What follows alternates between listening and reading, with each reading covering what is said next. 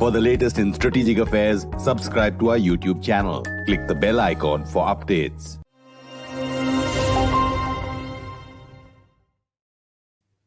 This is StratNewsGlobal. I'm Amitabh, Revi, and you're watching our weekly flagship show, The Talking Point.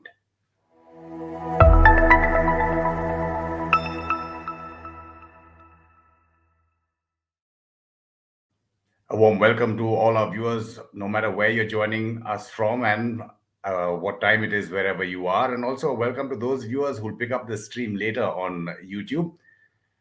One of our guests today needs no introduction for StratNewsGlobal. He's Ambassador Ashok Mukherjee. He's been India's ex-permanent representative to the UN and has been India's envoy to Kazakhstan. He also opened India's first missions in Uzbekistan, Tajikistan, and Turkmenistan. Ambassador, evening and welcome. Thank you, Amitabh. It's good to be on your program.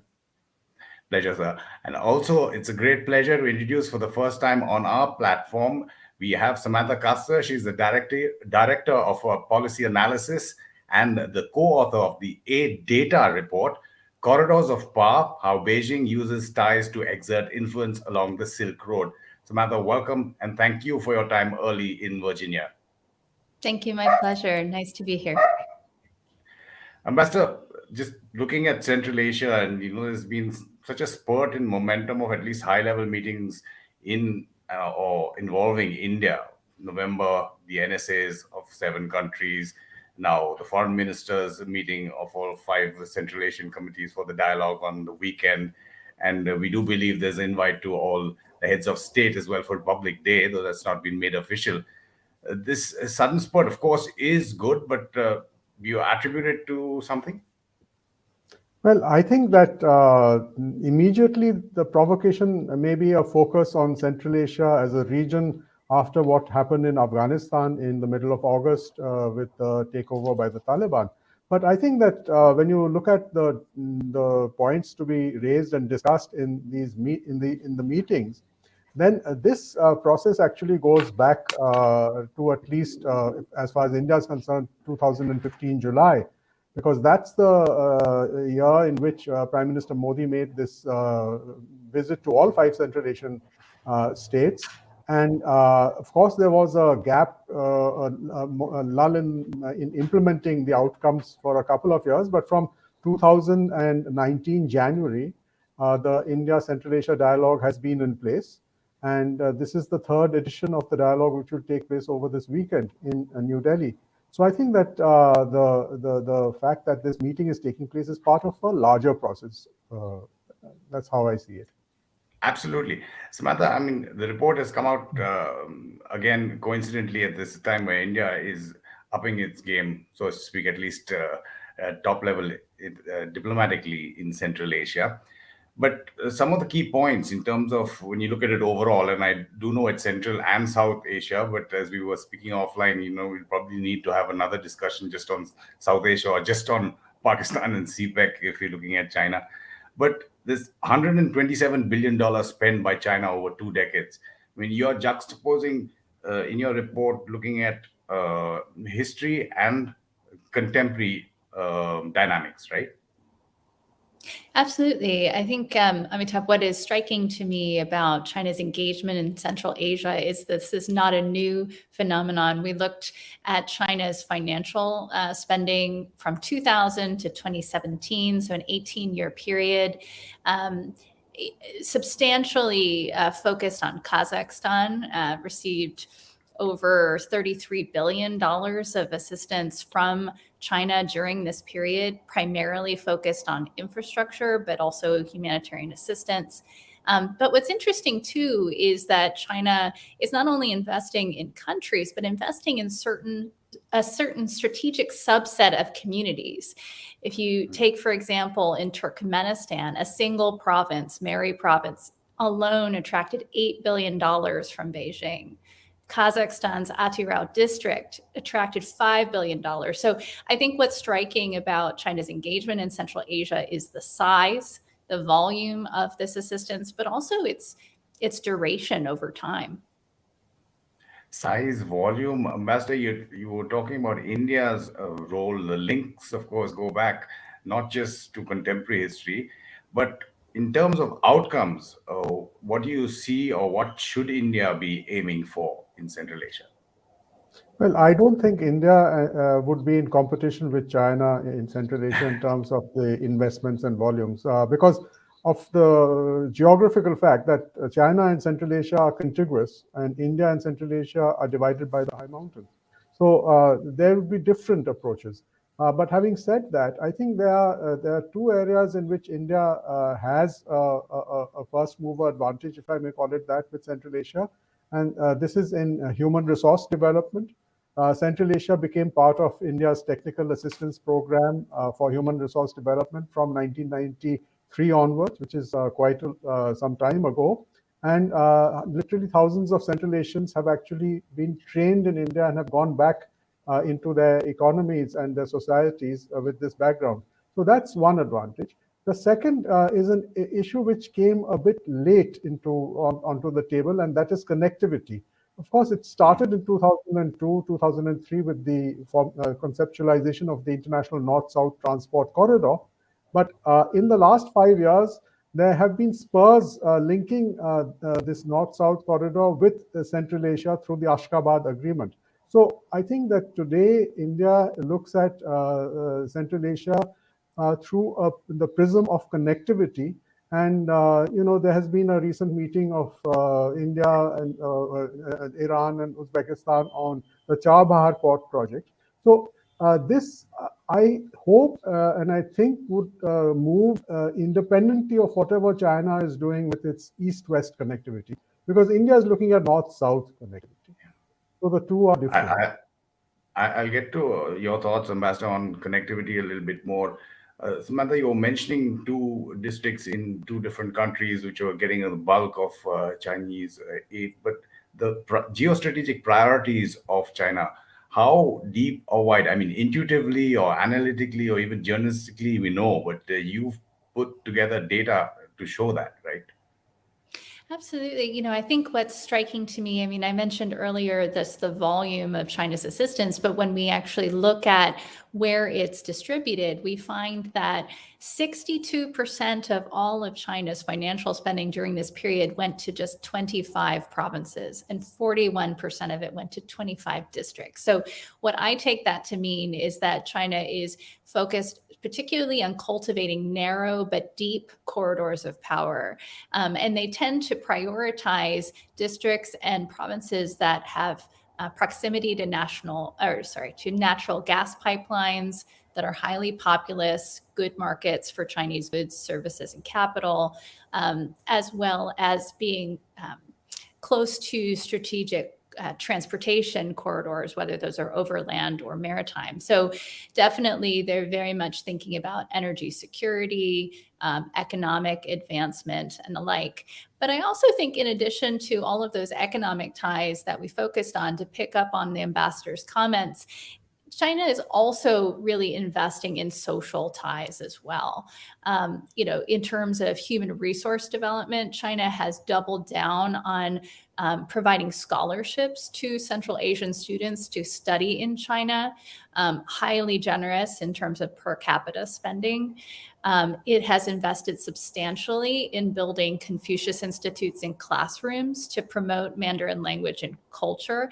And it's also brokered what I would call city level ties, trying to develop sister cities that twin provinces and cities in China with counterparts in Central Asia for the purpose of economic cooperation and social and cultural exchange. So it's definitely clear that economic clout drives a lot of the interest in working with China, but it is a multifaceted cooperation for sure. I'm just going to take a comment for the ambassador before I go to him. Viren Srinath, who says, compulsion always trumps goodwill. China invests in creating the former, India the latter. But as you said, we don't have those kind of deep pockets as like China does. But considering the geopolitical situation currently, and you mentioned the Uzbekistan, Iran, India trilateral ambassador, leveraging our contacts with Iran and Russia, can that further all three countries' goals? Well, I think yes, because the three countries are, as I mentioned earlier, on a north-south alignment, and their way of looking at Central Asia is along this north-south alignment. And Central Asia needs access to the sea. It has access through China to the Pacific Ocean, but that's a very long journey. Central Asia would prefer to have access to the Indian Ocean, and this is where Russia, Iran, and China, Russia, Iran, and India can actually partner with Central Asia on this axis. Of course, the big issue has been the unilateral sanctions on Iran and on Russia, and therefore the constraints on these two countries to put the investments needed to make this operational. But I think that, as you said, the situation in the region is in such a flux now that we may have policymakers review existing constraints, as they are doing, for example, with Iran's nuclear program in the JCPOA context. So there's a review going on that, and I assume that a similar review would take place with regard to north-south connectivity between Central Asia and India as well. Sure. Samantha, I mean, you please feel free to pick up any of the points the ambassador brings up, even if I, push you along a different route in terms of questioning. But, India is looked at in many countries, say even in Afghanistan, as, apart from all our developmental aid, as a great soft power. Now, your last answer was also relating to how China was using its soft power in Central Asia and coming up trumps, so as to speak, right? Yeah, I think, China has a long way to go in terms of exerting soft power in Central Asia. I mean, obviously, Central Asia is very much in the shadow of Russia primarily. The bonds and the history of language and culture are not easily overthrown overnight. And if you look at popular perceptions of foreign powers, which we do in our report, typically citizens tend to be highly favorable towards Russia relative to other foreign powers. But I think what is also happening is that despite longstanding traditions of xenophobia in Central Asia, I think that there has been some improvement in popular attitudes towards Beijing. Some of that may be due to the fact that it is investing in things like scholarship opportunities for students, Confucius Institutes. But I also think it's heavily tied into that economic cooperation. A lot of the people that I have interviewed in countries around the region over time have said it's not so much that with China we are intrinsically motivated to study Mandarin or to engage with Chinese culture, but we see this as a gateway to economic opportunity, and that learning this culture and speaking this language and studying in China opens up networks. I think the appeal of India is different. I think less so in Central Asia, but certainly in South Asia, which we also examine in the report. A lot of shared history and culture. In Central Asia, I think the combination of economic cooperation, I think Central Asian countries are very interested in diversifying their economic partners to assert their independence from Russia. So, in a sense, it doesn't have to be a choice between India and China. I think they would welcome the chance to work with both India and China and the US and others for that matter. But I think if you could bring the interplay of those investments in human resources that the ambassador mentioned earlier, and couple that with a substantial investment in promoting economic cooperation, integration, and connectivity, I think those two things together, the interplay of them can be quite powerful. I also think that right now there could be a good opportunity to tap into a shared motivation. I had talked about energy security and economics before as drivers of China's interaction in the region, but I should also add to that security. And this is stemming from China's own concern about instability in Xinjiang and its westward regions, but also the overlaps with Afghanistan and concerns about what has been called the three evils of extremism, terrorism, and ethnic separatism, and concerns of spillover. And that's true. India has also concerns about that, and it's an opportunity to work together around shared goals. True. Ambassador, Just taking another comment, question from 124, just madness. China, Russia, and India have historical, cultural, and economic ties as old as human history. What does the US uniquely offer that can take on money purses of China and the cultural might of Russia and others like Iran? I mean, what does India have to offer to Central Asia? You were talking about connectivity, and just linked to that, a lot of critics about the international north-south transport corridor in terms of it's not going anywhere. Chabahar, you mentioned because of Iran again. There are a lot of hurdles. Yeah, well, yes, it's true. There are hurdles, and these are new realities which are being created on the ground. The infrastructure is being created on the north-south alignment in Central Asia as well as in the Far East. I mean, both these regions are seeing the creation of new north-south connectivity infrastructures. But I think that to address the question that has been asked, I think that there is a dimension to the cooperation between India and this region, which in a sense provides India with more possibilities. And that is the dimension that these are landlocked countries. These are developing countries and least developed countries among developing countries. So the kind of experience that India has had in pursuing its own development experience is of direct relevance to the countries in Central Asia. In that context, China has probably moved far ahead because China is now competing with the United States. So as far as these countries are concerned, they would like to have a more relevant partner for cooperation. And I think that that is something that is important. The second point is that in this cooperation, there is a special role for private enterprises, for small and medium enterprises. And if you see the Chinese footprint, which we study in the documents, they are mainly driven by state-owned enterprises, which are government enterprises, I mean, big enterprises. Whereas India brings to the table the small enterprises. And if you see the kind of businessmen who go from India and take root in Central Asia, you will find that they are 90% of them are from the small and medium sector. They are not giants or oligarchic enterprises. So that is something that attracts. And the third point is, of course, the shared civilizational link. This is something that is there in the old maps. If you look at the region between Central Asia and India through the maps, then for more than 2,000 years, the two regions of Central Asia and India are linked. And there are the histories of the kingdoms which predate Islam, which are linked with India. The Bamyan Buddha is a very good example of what I'm trying to say. But these links were consciously broken in the 19th century by the Russian and British empires, by the imperial powers.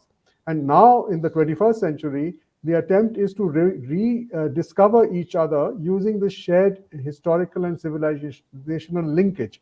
And that is something in which China probably does not play a direct role, because if you look at the history, a lot of Central Asian tribes were pushed out of today's Western China by the Huns. And one of the big tribal groups which came to India are the Sakas. Now, we have been doing a lot of work in reconnecting the Saka heritage. The official calendar of India is the Saka calendar, for example, with Central Asia. And that, takes them down a road which scholars in other parts of the world may not even know exists. Thank you. Talking about Paz, Samantha, there's a question here from Rekha Pai. How far will Russia let China push into the Central Asian republics? It can be a battlefield for China and Russia. I mean, your report looks at how Chinese strategy is kind of evolving to deal with competition, right? Yeah, this is interesting. There's a little bit of a debate, I think, on this question. When I have talked to people about the Shanghai Cooperation Organization, which of course brings together Russia and China with Central Asian countries, there's a sense that China is engaging in Central Asia while watching what Russia is doing and watching Russia's reactions. I don't think it's in China's interest to provoke a negative reaction from Russia. At the same time, though, as China has gained economic and military clout in the world, I think you're seeing across the board greater assertiveness and confidence in how it's engaging with other countries on its own terms.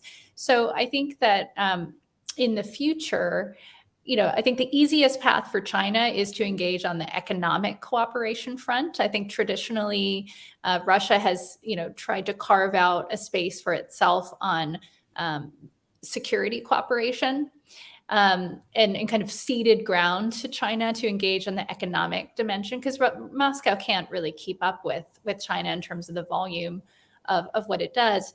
But I think the question now, especially in light of the most recent China Central Asia, the C plus 5C summit, is this increasing interest in working together on Afghanistan and effectively security concerns. And so does that indicate a tipping point where China is beginning to engage in the security cooperation realm, which has traditionally been Russia's backyard? So I think that remains to be seen. But I think traditionally, China has veered a little bit more in the economic cooperation domain than security.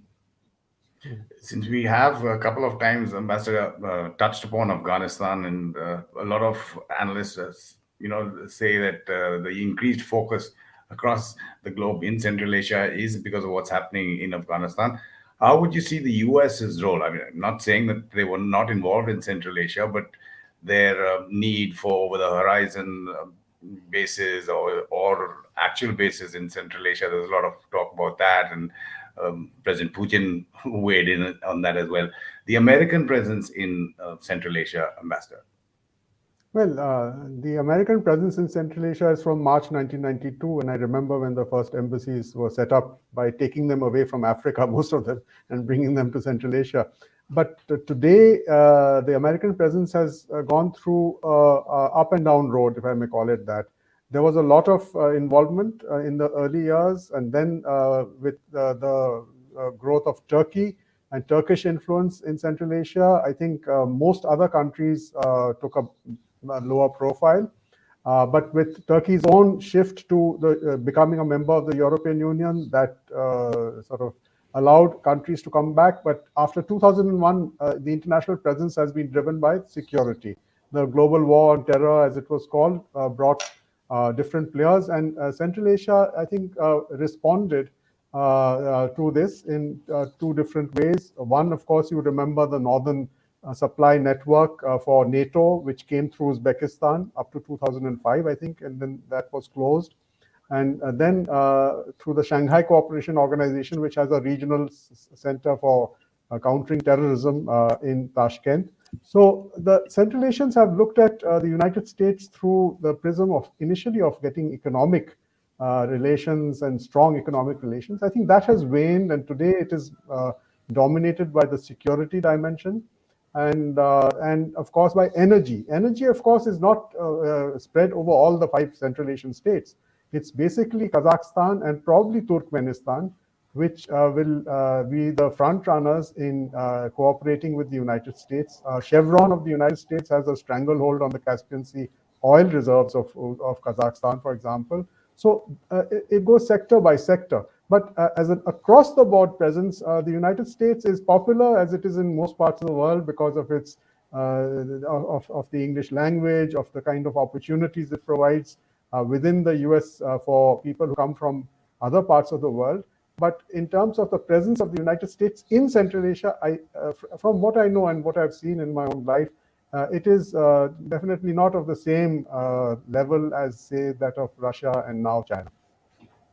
Samantha, about the US role in Central Asia, and a point that I think Viren is bringing up, which your report also highlights. I think to compete with the Chinese, people will have to work collectively. That's the essence of what he's saying here.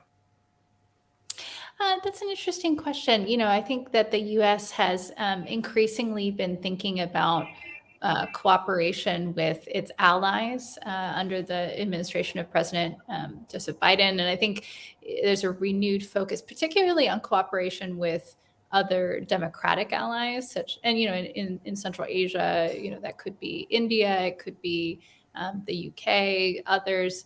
I think there could be an opportunity for amplification of efforts, continuing to promote those people-to-people ties. We did a head-to-head comparison looking at how easy it would be for a student from Central Asia to study in, various educational destinations. China makes it super easy. The US and the UK, not so much. And, I think that's a major challenge, in terms of really boosting relations. I think historically, the US has not heavily emphasized economic cooperation integration with the region, but it could. And I think I noticed India also doesn't historically have a very big trading set of relationships with the region. So there's plenty of opportunity there, to the point that the ambassador raised about these small private sector led efforts. I think that could be equally true for the US. So I think, definitely there's room for the US to increase its presence. I think what's interesting when you look at, we looked at citizen perceptions of foreign powers, but we also looked at leader perceptions of foreign powers, people in government, heads of civil society in the private sector, and what routinely floats to the top as what is associated with people's favorable views of a foreign power are two things. It's the perspective of economic opportunity, economic assistance, economic integration, but it's also those people-to-people ties. And so I think that's where I would really focus the efforts for the U.S. Historically, when we've done that in other parts of the world, we've seen good results. I think, though, if you were going to try to compete with China, just given the volume of that, those ties, I think cooperation with other allies is probably pretty key. Master question, Matt, Tara raises about China being essentially a banker via BRI, but she's raising the point of what happens when you pay off loans. And we've seen what happens in Sri Lanka, and the Maldives, in Uganda, various other places. So China should be wary. How do you see that aspect of China in Central Asia? Well, China is has become a strong influence in the economies of Central Asia. And at the state or government level, that is a reality which it stares anyone in the face. Their investments in the energy sector, their investments in the transportation sector, in terms of creating infrastructure for processing zones, etc. These are very big investments, and the states of Central Asia are therefore very conscious of China in that sense. The people of Central Asia have seen China as a source of consumer goods. That's the nearest place that they have all sourced everything from, because it's all competitive in that sense, much as it is in other parts of Asia, I suspect. But in terms of that bridge between common understanding as Asians, I think that we are still not there as yet, because what is the role of China in Asia is a question which is asked in the elites among academics in Central Asia, as it is in India, for example. What does China want to do in Asia? Is it an Asian power, or is it a global power? That's where we are right now in this discussion. So in that sense, I think the perception on China and its BRI is probably favorable for governments of Central Asia, but people of Central Asia may not be so involved with it unless the payback, as the questioner said, the economic costs start hurting the ordinary citizen. And in that sense, it can be counterproductive if the fallout of repaying loans is passed on to the common citizen. Then China runs the risk of arousing popular discontent as well. Samantha, you want to have the final word on that issue? Yeah, happy to. First, I think, when we talk about repaying loans and vis-a-vis China, I think it's important to separate myth from fact here. There is a lot of overblown coverage in the media that assumes that every country has a Hambantota port where there's, if you borrow money from China, you're immediately turning over your assets, whether it's be ports or plants or roads. That's not necessarily the case. In the case of Sri Lanka, it was complicated. The government borrowed way more than it could sustainably repay. That was due to many different donors, not only China. China kind of it was the straw that broke the camel's back, but there were a lot of other pileups before then. So I think that's important to say from the outset.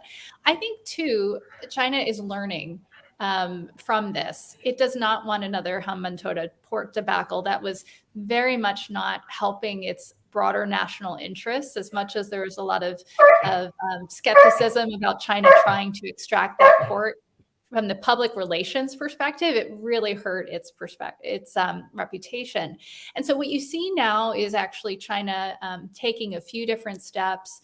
I think certainly what is true is that China's financing to these countries does tend to be more in the form of debt financing than aid. So it does, they are loans. They often approach market rates. This is a little bit different than what, the US has historically done in terms of its grants and concessional loans. So that is true.